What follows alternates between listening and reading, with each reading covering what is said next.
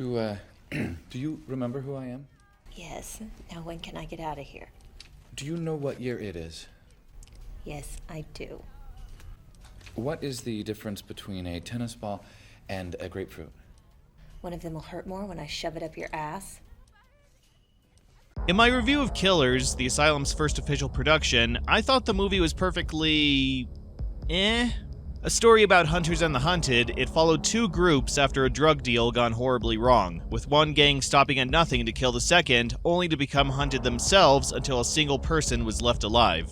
It was a legitimately thrilling plot, with an atmosphere of uncertainty, some creative visuals, and some really standout performances.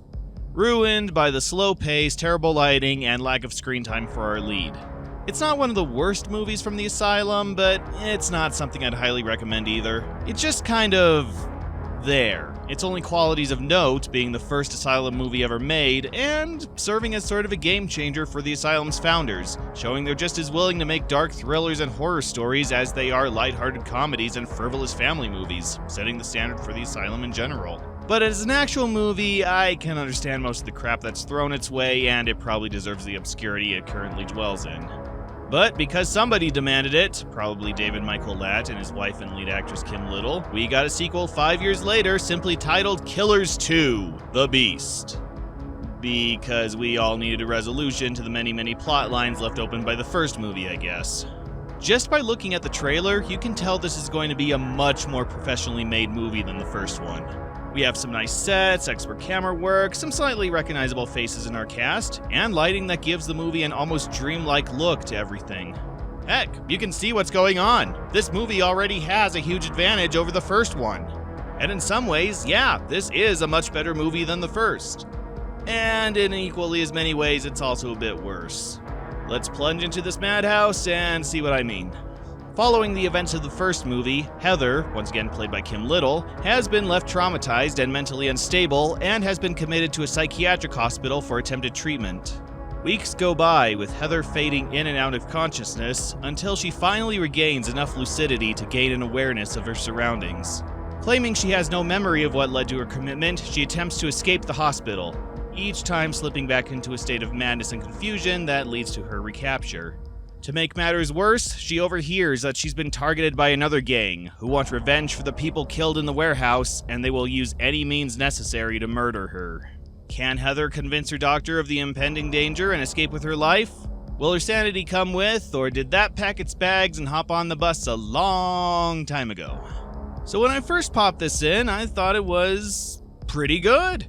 It would have been easy for them to give us the first movie all over again. Set it in another warehouse, have two other gangs kill each other off, have Heather be the lone survivor again and lose her innocence to killer attackers once more.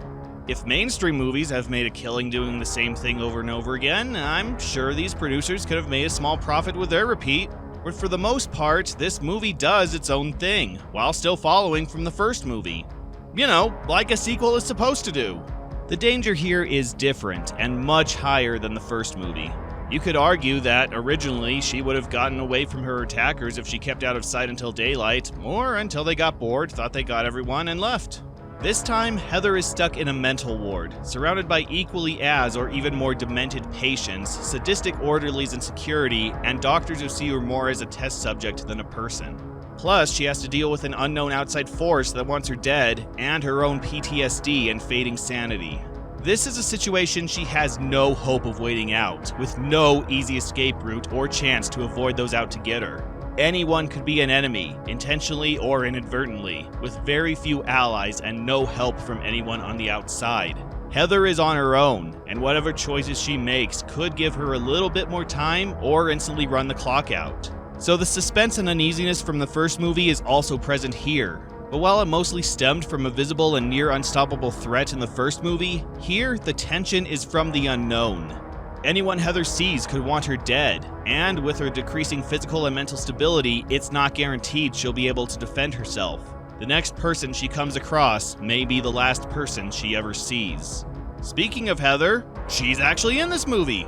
Unlike the first film, which seemed to constantly forget about its lead character, Heather is front and center here. So now we can actually focus on the Heather character. And wow, has she met with misery since we last saw her. Gone is all trace of the spoiled, naive, out-for-kicks rich girl from the beginning of Killers, or even the confused, grieving, out-of-her-league girl from most of the rest of the movie.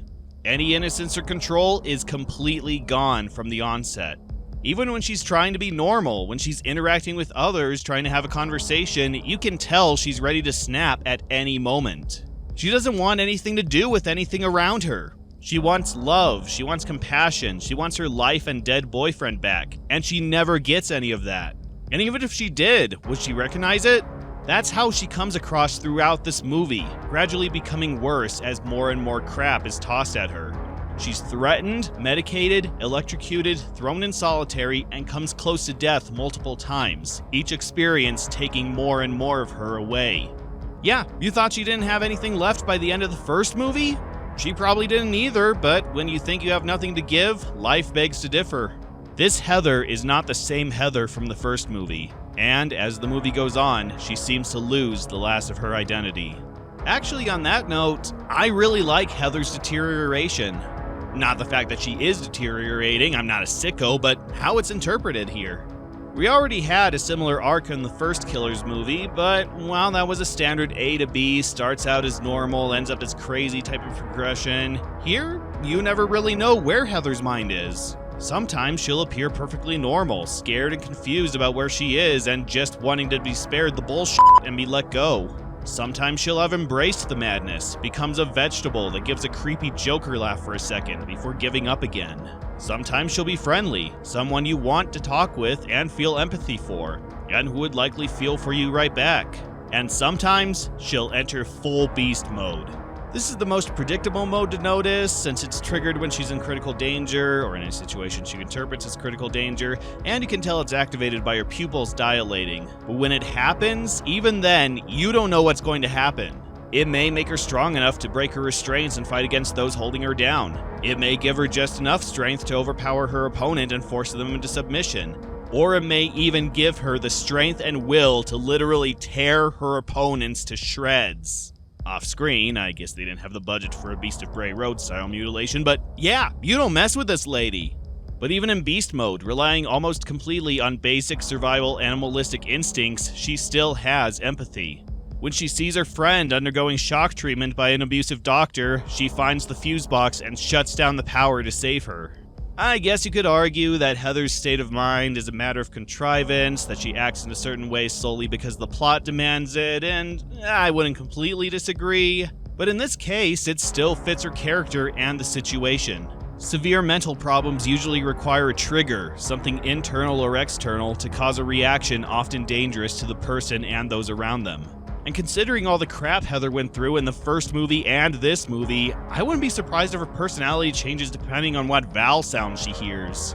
So while she's consistently inconsistent, it matches the state of mind she likely has after the experiences she's had, and it always leaves you guessing what kind of person she'll be in the next scene.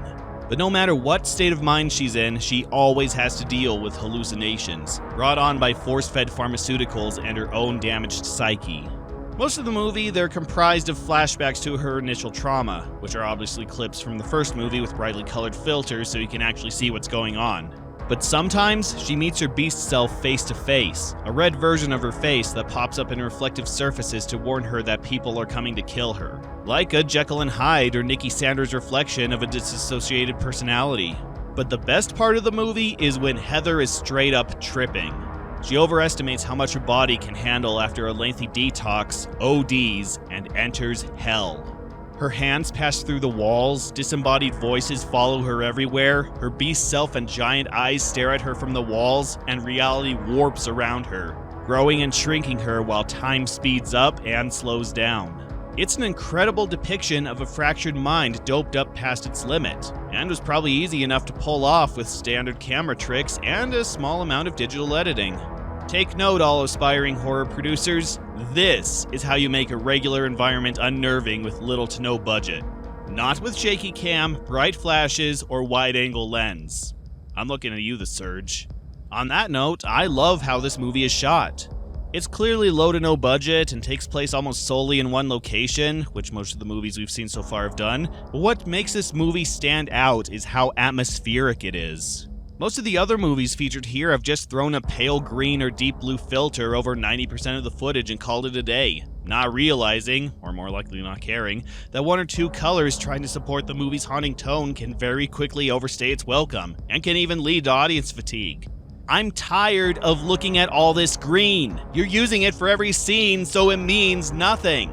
Killers 2, however, knows how to vary its filters.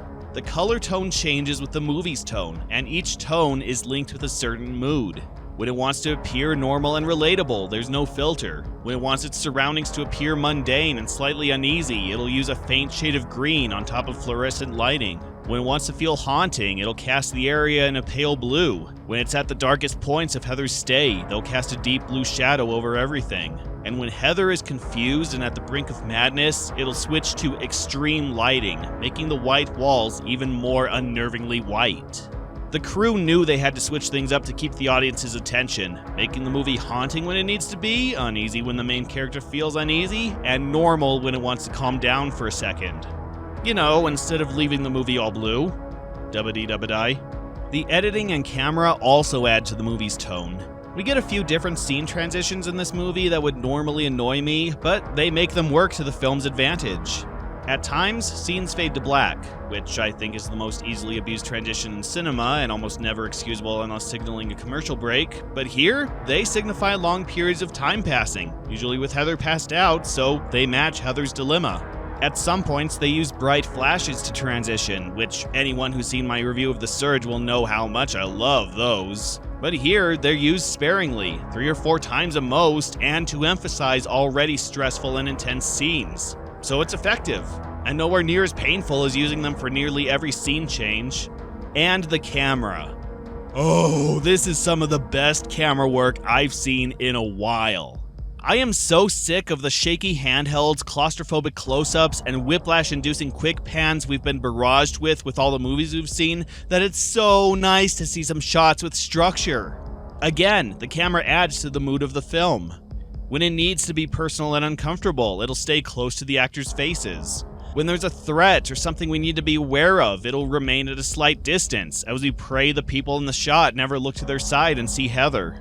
And when it wants to be haunting, we'll get long shots of people walking or running through nothing, emphasizing the building's emptiness and how alone and or threatening the character is.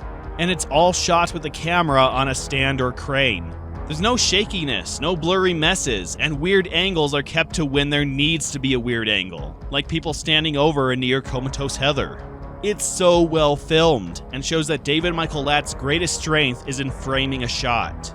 When he's directing, everything's positioned correctly with a great sense of placement. So while the rest of the movie may be a piece of crap, the camera work will be the one thing that won't cause a headache. Which is a shame that out of the hundreds of movies he's worked on, he only has 8 directing credits to his name, and we've seen half of them already. The acting in this is also quite decent, and we have a couple returning faces. We get Kim Little again, and by guy does she always knock it out of the park. When she's playing Heather, who's been through some shit yet still tries to keep her sanity intact, I buy it. I don't see an actor. I see someone desperately trying to leave, whose mind continues to fracture as she's constantly tortured, locked up, and nearly killed by everyone around her. When she's calling her parents, begging them to get her out, only to be told they've disowned her, I feel for her. Whether she's in pain, dead to the world, snarky, relieved, or finally had enough, it shows. Kim Little is too good for these movies, and she knows it. Which is why, no matter if she's the main focus, a supporting character, or just a cameo, she always gives 110%, and loves it. Just look at her smug expression here and tell me she isn't having the time of her life. DC Douglas plays a doctor again, though not the horny kind he played in Scarecrow Slayer. Compared to Kim Little, his performance is much more one note. Just a doctor who's taken an interest in Heather's case, but doesn't want to actually listen to her. He tries to do his job, but won't allow his methods to expand past the medical treatments he's used to using. And he has no qualms about using them to an unhealthy degree. When Heather's trying to warn him, he doesn't believe a word she says, shocking her with greater and greater intensity every time she gives him an answer he doesn't like. He's not necessarily the bad guy, but he is arrogant and a hindrance to our lead. And with how straight DC Douglas portrays him, with a determined expression throughout and cold eyes whether he's trying to help or hurt, it's quite an intense performance. Which melts away near the end as things get real and he knows he messed up. Melissa Renee Martin is back, and now that she's done with The Surge, she can show off just how good an actor she is. This time she plays Emma, a young woman committed after her mind was fried by lightning when her power rock was because she's suicidal, accidentally crippling herself after one certain failed attempt. Again, I don't see an actor. I see a seasoned asylum inmate, someone who's been here most of her life, who's lost all care for the world and deals with each day with unflinching apathy. She's already familiar with what they do here, so she's perfectly comfortable with stealing from and talking back to the doctors and orderlies. I mean, they're just going to do things whether she cooperates or not, so why bother being nice? Still, she sees a glimmer of hope in Heather and becomes fast friends, helping her out as much as she can. Because, hey, even if there's no point in getting out, it'll be one hell of a show. Even the orderlies give a fun performance. They're all your typical evil mental hospital help, who do whatever they want to whoever they wish because, hey, movie asylum. There are no checks or restrictions here. They can hit the patients right in front of the doctors, then talk back to their superiors right to their face. To be fair, the movie does explain why the hospital hired bad-tempered, insubordinate, potentially hazardous employees, that they were needed to deal with a particularly violent patient, and they were dangerously short on help. Okay, I didn't say it was a good explanation, but it's better than most other movies give us.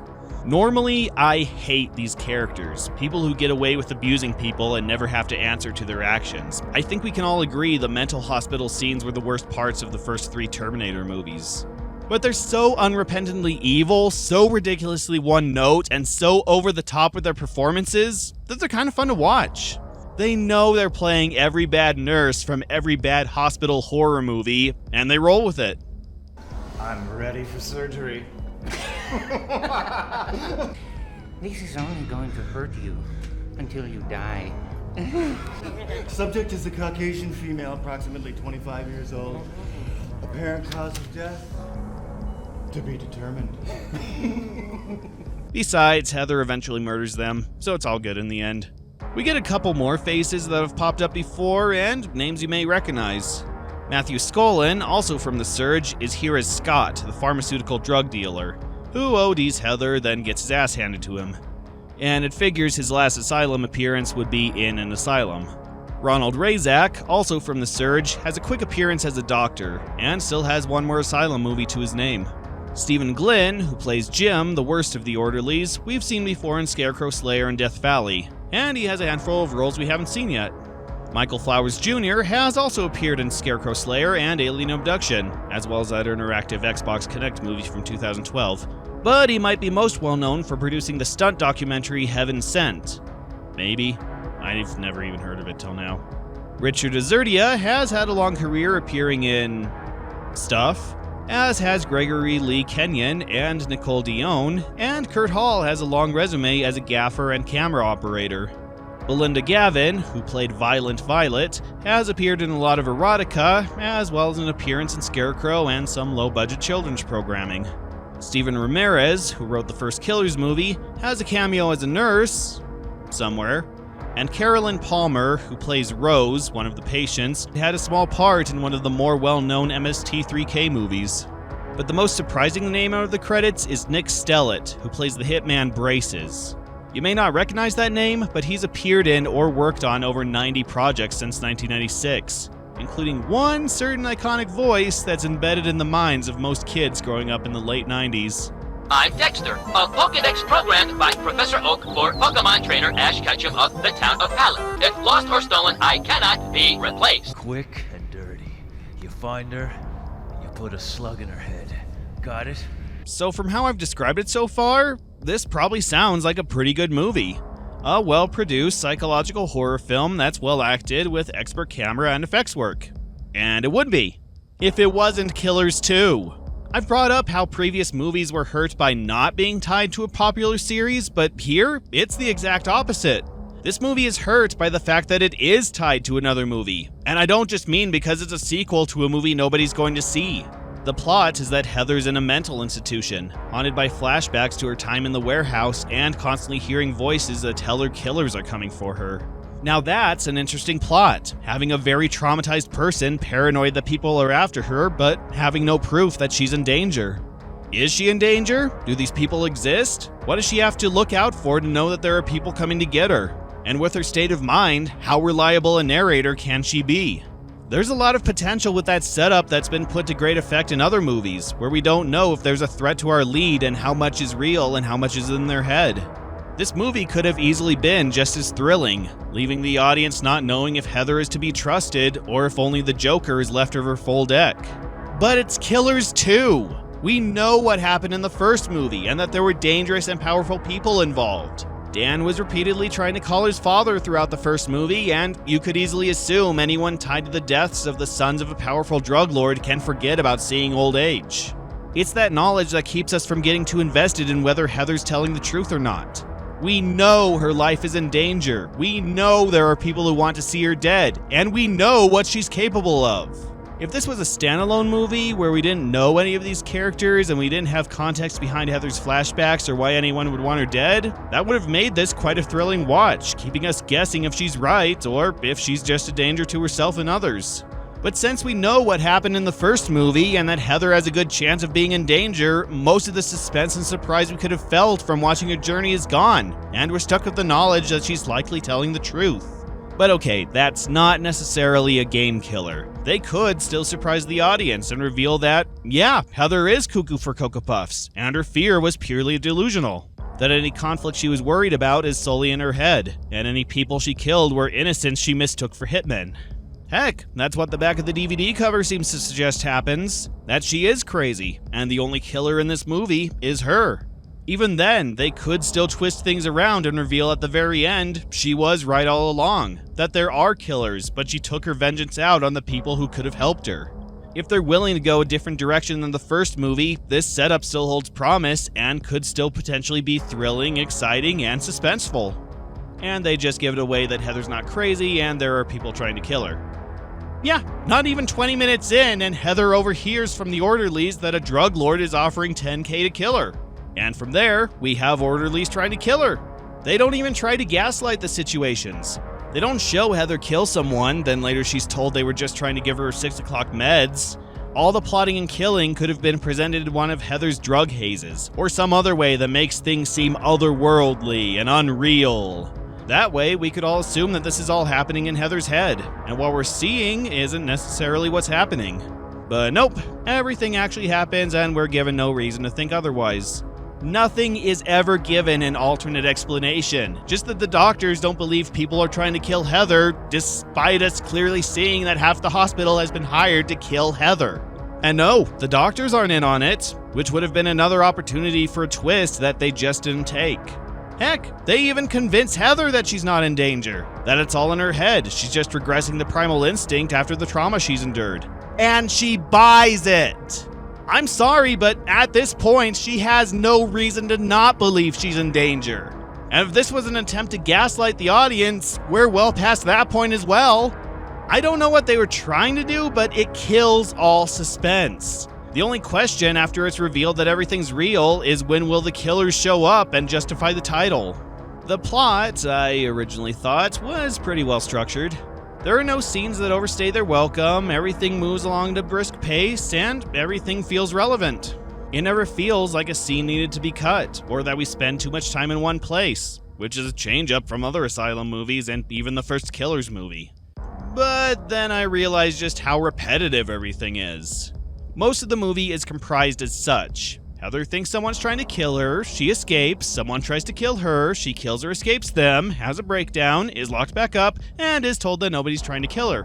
Heather thinks that somebody's trying to kill her, she escapes, somebody tries to kill her, she kills or escapes them, has a breakdown, is locked back up, and is told that nobody's trying to kill her. Lather, rinse, repeat. That is it, until roughly the last 20 minutes. The doctor says nobody's trying to kill Heather more times than Ken Watanabe tells Tim from Detective Pikachu his dad's dead. Heck, by the 5th time, they've run out of ways for Heather to escape. So they have the doctor just walk into her cell, leaving the door wide open, allowing Heather to knock him out, slide off her straitjacket, and run. This would be funny if it wasn't all they showed for the first 60 minutes. Oh, and the orderlies really take their time trying to kill Heather. Yeah, they keep discussing out in the open that they will indeed kill her, and they have ample opportunities to do so with how they seem to have full reign over the suspiciously empty hospital, but they only attempted 4 times, each time in an over-elaborate things could totally go wrong fashion, when they could have just thrown her down the stairs or strangled her in her cell. She's practically brain dead for most of the movie, and the times they choose to strike are when she's the most active, and usually in beast mode. When you're making the guards from Dead Men Walking look competent and aware of their situation, you deserve death. The ending is where things officially fall apart and this movie gives up trying to be anything deep or suspenseful. Heck, it's where the characters themselves give up on trying to be subtle. Heather wakes up and, right after accepting that people aren't out to kill her, despite all the people she met trying to kill her, finds out that there are people trying to kill her. I know, what? So she kills them, and then this entire gang shows up, decides screw infiltration, and kicks in the doors, guns blazing. And from here, we basically get the first movie again. Drug people wandering around an empty building, massacring everyone we've been introduced to, while Heather tries to avoid them and picks them off one by one, a la Die Hard. Except, what a shock, it's not as good. We had a whole movie to get acquainted with both sides in the first Killers, and to place bets who would live and who would die, and who we met were surprisingly engaging, especially Suki from Heather's side and Dan from the Killer's side. Here, they're just people introduced in the last 20 minutes who were presumably hired by Dan's father to kill Heather, though I don't think we're ever told who they're working for, and it's obvious Heather's going to be the only one left standing. If anything, this just makes the rest of the movie seem completely pointless, since nothing that happened before affects what's going on now. Heather's already crazy and fighting off people trying to kill her, so even the arc she had from the first movie is completely gone. Heck, she doesn't even have the mindset she should have by this point. The movie seems to suggest that Heather's losing more and more of her humanity and giving into the darkest, most primal instincts of her subconscious, hence the whole beast mode thing. So by this point, you'd expect she wouldn't even know how to eat with a fork, and the only thing she's capable of is shredding anything that moves with her bare hands. But no, she's still mostly all there. If anything, she's in the best state of mind she's been in for the entire movie. Heck, she lets the doctor go! The doctor who, all throughout the movie, imprisoned, zapped, and drugged her, and not once believed a single word she said. You'd think he'd be the first to have his throat torn out by her teeth, but no, she just tells him to get out and he's never seen again. Does DC Douglas just have a clause in his contract that he can't be killed on screen? And yet they still insist on including him in slasher movies for some reason? With that said, the ending action is pretty good, with Heather using the shadows to her advantage while killing off her attackers in pretty creative slasher killer ways. It's tense, atmospheric, and leaves you wondering how Heather will get out. Okay, the struggles in hand-to-hand combat are pretty limp-wristed, but if this was the direction of the movie as a whole, or some other slasher movie, this would have been a pretty satisfying ending. But again, I don't feel like this is what the movie was leading up to. I don't see Heather's actions as a state of madness. I just see desperation and revenge, like how other movies featuring a traumatized female lead seem to end. If Heather became this bloodthirsty, crazed, predatory monster with lightning-fast reflexes and strength that could tear a man in half, while reality warped around her and she saw her attackers as demons, or even just saw them in predator vision, they might have had something. Heather in full and permanent beast mode as she kills everyone around her, leaving nothing left and locking her in her own mind forever. But this... I don't even think she goes into beast mode once, and with how much pain and abuse she's gone through, I believe she'd have this state of mind as much as I believe Sean from King of the Ants would realistically be all there by the end. It's a disappointment through and through, a clear sign they chickened out and didn't give us an ending fitting what they seem to be leading up to. Still, any movie with the lead killing the main villain by tasering his braces has some idea of how to end a film. Brie and your tasers.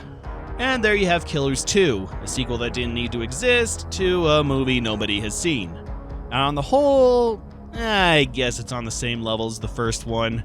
This one has a much better camera and lighting than the first one, plus some tense atmosphere and exciting action scenes, but it's horribly repetitive and its build-up and character progression is just thrown out the window by the end.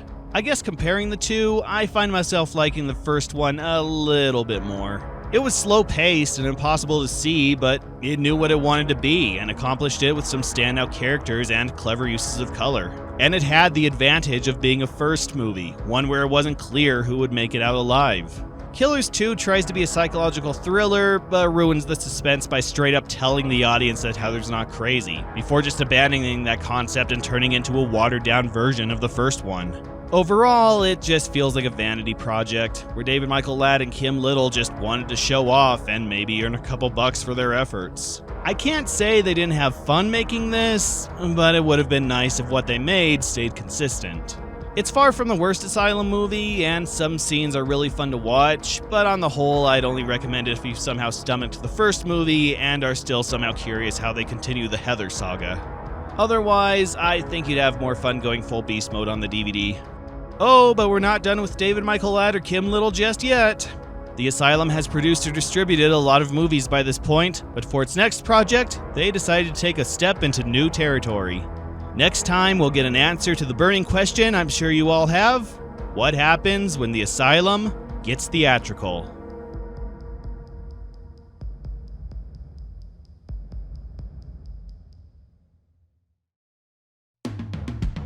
Hey there everyone, thank you for watching this video. If you enjoyed it, please consider supporting me on Patreon and help me create even more content like this. It's only $1 to get early access to my videos, and only $5 gets you a credit at the end of each of those videos, with higher tiers offering these and even more perks. And as you help me reach certain goals, I have super special content lined up for all of you. Head on over and check out my Patreon today, and I'll see you next time.